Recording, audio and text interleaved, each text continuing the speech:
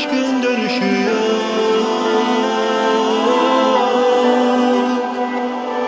Bir gün aynaya baktığımda tadım kalmış damağında, pişmanlıklar sarmışsa dört bir yandan, şimdi kimse yoksa yanında, adım kalmış dudağında.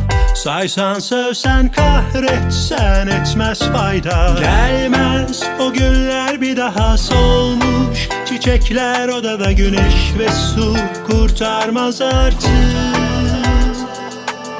Şimdi dönsen bir daha kanmam, aynı yalana düştüm ama uslandım artık.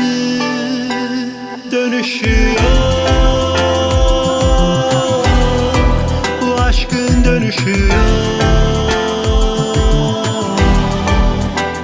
Dönüşü yok, bu aşkın dönüşü yok.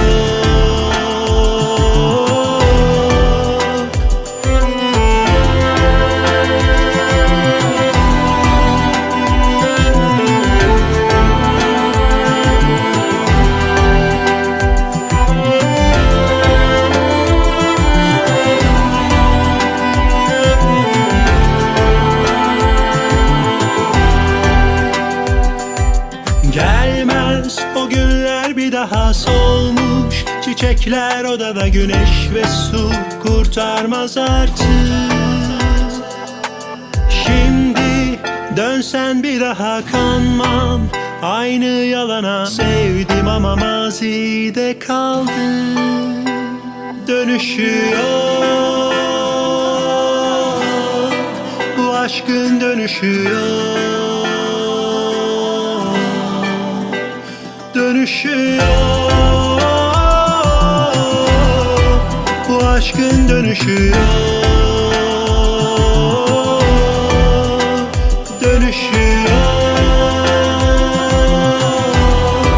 bu aşkın dönüşü yok. Dönüşü yok, bu aşkın dönüşü yok.